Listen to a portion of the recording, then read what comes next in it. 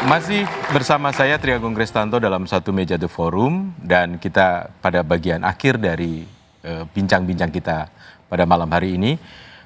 Tadi masyarakat masih ada gelisah, bertanya-tanya, tapi juga mungkin ada yang cuek gitu terhadap mau dibuat undang-undang One Team Press dipertahankan atau lahir DPA atau apapun, mungkin yang cuek. Nah, sebagai bagian dari closing statement, saya ingin satu persatu dari narasumber di sini untuk menyampaikan pendapatnya. Saya mulai dari Pak Yaakob Tobing.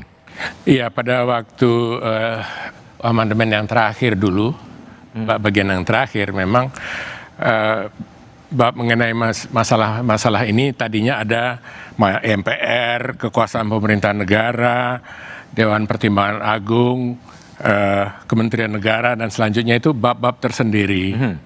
Dan di situ Dewan Pertimbangan Agung jadi suatu lembaga yang sebetulnya serba bisa jadi besar sekali, bisa tidak gitu, tapi dikuasai oleh presiden, begitu. Yes. Nah, ini kan dihilangkan sama sekali oleh amandemen, tetapi keperluan adanya pertimbangan itu dimasukkan ke dalam pasal sebelumnya. Jadi kekuasaan presiden untuk membentuk sebuah dewan pertimbangan. Jadi ini kebutuhan untuk adanya pertimbangan Ada ya. tetap ada begitu. Yang lepas, ya ini tanda kutip ya, lepas dari kepentingan politik partisan. Baik, begitu. karena Itu, Pak. DPR juga lembaga politik pasti punya kepentingan. Prof. Indrawan. Jadi ada 3 landasan dalam pembentukan hukum. Landasan filosofis, landasan sosiologis, dan landasan yuridis. Nah, landasan sosiologis itu berkaitan dengan kemanfaatan. Itu sebabnya kelembagaan negara ini harus dibuat sedemikian rupa agar bermanfaat. Untuk pencapaian tujuan-tujuan bernegara. Nah, kalau tidak disfungsional, percuma. Nanti kita menjadi negara gagal itu loh. Sebabnya kenapa kami berpikir dalam konteks revitalisasi kelembagaan ini. Ini dilahirkan untuk revitalisasi kelembagaan. Mas Herman? Ya, saya kira dengan diskusi-diskusi seperti ini bagus ya, karena revisi undang-undang ini kan sedang dalam proses. Ya. Kami baru mengirimkan kepada pemerintah, dalam hal ini Presiden, terkait dengan usul inisiatif dari DPR. Tinggal nanti kami menunggu surat Presiden kepada pimpinan DPR, dan pimpinan DPR akan mendelegasikan kepada apakah pada komisi, kepada pansus, atau pada balik. Saya kira kepada balik lah mungkin. Pada balik. Supaya masih karena institusinya sudah terbentuk gitu. Nah, kalaupun nanti sudah sampai kepada badan legislasi, tentu apa yang menjadi harapan dan keinginan masyarakat, kemudian tadi kekurangtahuan, perlunya sosialisasi, perlunya mengundang para pakar, ya tentu akan dilakukan pada tahap memang nanti pembahasan di daftar inventarisasi masalah. Oke, kira-kira arahnya lembaga ini akan setara dengan lembaga negara yang lain, termasuk disebutkan presiden, lembaga negara, DPR, dan sebagainya. Lembaga negara. Ya memang ini adalah lembaga negara. Kalau bukan lembaga negara, terus lembaga apa?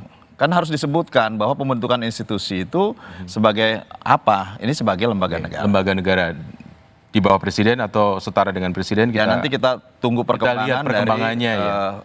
dimnya pemerintah. Kita lihat Kan perkembangannya. kita juga harus menunggu dim pemerintah. Yang terpenting jangan kemudian berasumsi seolah-olah ini sudah ditetapkan, kemudian sudah menjadi undang-undang, dan nggak pernah dikonsultasikan kepada masyarakat, kepada rakyat. Dan ini yang kesempatan ini masih ada nanti dalam pembahasan. Dan perkembangan itu juga sangat tergantung pengaruh dari para ahli hukum tata negara kan. Bang Margarito? Ya. Pertama begini. Ini politik. Siapa yang akan diangkat sepenuhnya tergantung pada presiden. Ya. Kalau misalnya nih nanti Presiden Prabowo nanti mengangkat Pak Jokowi dan Pak Jokowi mau, ya jadi saja. Begitu ya, tentu saja Refli pusing gitu ya. Begitu. Tapi kalau saja dia kami nggak mau angkat Pak, saya nggak bisa tanya ke Prof. Indrawan kalau itu. Ya, nggak usah. Saya tidak pusing. Kalau dia nggak pusing. Nah, karena itu sekali lagi itu sepenuhnya haknya presiden. Tapi Presiden mendatang ya? Presiden mendatang tentu saja gitu ya. Yang kedua, ini lembaga yang sebenarnya bagian dari kekuasaan presiden. Nasihatnya tidak boleh, di dalam undang-undang ini tidak boleh mengatur isinya mengikat presiden. Tidak bisa. Ini materinya. Tidak boleh ada isi undang-undang ini yang bilang nasihat dan atau pertimbangan presiden dari Dewan Penasihat Presiden itu mengikat presiden. Itu tidak boleh. Oke, tidak boleh sah mengikat konstitusional. presiden. Karena namanya pertimbangan doang gitu ya. Lalu yang ketiga barangkali mungkin dipertimbangkan ulang namanya misalnya kalaulah supaya tadi jangan sampai kayak ente punya nama itu tadi, kasih nama itu tadi, saya rasa dipertimbangkan untuk Dewan Pertimbangan Presiden dipakai saja itu. Oh, tidak usah DPP pakai dong. Nanti keliru dengan partai nanti. Enggak apa-apa lah, tapi itu kan itu penyingkatannya, tapi penyebutannya agak asik gitu ya, Dewan Pertimbangan agak asik. Presiden gitu, soft Tapi gitu ya, seasik daripada itukah kata ahli hukum tata negara yang lain? Iya, kalau ada dia dua pasti hal asik, ya. Bos. Semua lembaga yang ada di Republik ini namanya lembaga negara. Mhm. Tetapi lembaga negara itu ada yang namanya the main state organ. Ada organ utama. Nah, organ utama itu sudah di-close di konstitusi kita. Jadi tidak boleh lagi membuat organ utama yang sejajar dengan presiden kecuali dengan amandemen konstitusi. Itu satu hal ya. Ya. Yang kedua adalah ada gejala bahwa DPR dan juga elit-elit politik itu memperbanyak jabatan-jabatan kenegaraan. Mulai dari pimpinan DPR, pimpinan DPD, pimpinan MPR, semua fraksi dapat.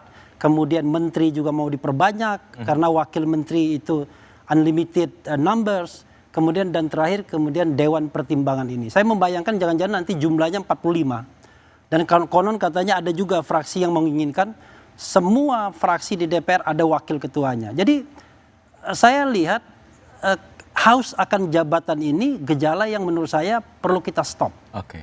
Itu saya kira. Haus akan jabatan. Mbak Siti Suro sekaligus.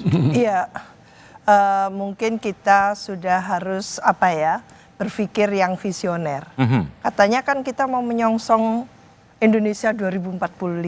Jadi tidak hanya berpikir untuk 5 tahun ke depan, apalagi sekedar membuat satu wahana untuk orang per orang, gitu ya. Maka ke depan kita berpikir itu visioner tadi itu, ya mestinya berpikir tentang dampak-dampaknya. Kita sering menciptakan satu institusi yang ternyata sama sekali tidak berfungsi dan menghambur-hamburkan triliunan rupiah. Ada contohnya, Mbak? Kalau DPD. Dan itu dirasakan sendiri, yaitu antara lain DPD RI. Satu contoh. Termasuk Pantimpres. Tadi itu kan ternyata kalau dia memberikan semacam saran dan sebagainya, nggak digubris juga nggak apa-apa, kan gitu.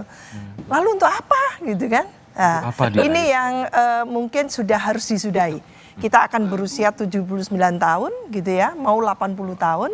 Masa iya usia setua itu gitu ya, untuk Indonesia tentunya, jangan nunggu 100 tahun gitu. Maka kita harus melakukan satu katakan gitu ya, tatanan ketatanegaraan kita yang bagus gitu loh. Tidak subject to change. Sekarang contoh, seandainya undang-undang ini goal ditetapkan, apa yang terjadi? Kita tidak cocok. Lalu nggak apa-apa, nanti juga di MK kan. Ganti lagi. Lah berpikir seperti itu tidak boleh lagi. Maka harus ada sosialisasi yang cukup gitu ya, sampai mantap dan tidak ada resistensi. Kecil resistensi. Oke, terima kasih Mbak Siti, dan kita harus mengawal bersama-sama. Ya, revisi Undang-Undang Dewan Pertimbangan Presiden sejatinya harus bertujuan untuk menguatkan fungsi dan peran mereka yang dipilih untuk memberikan masukan serta usulan kepada Presiden. Jangan sampai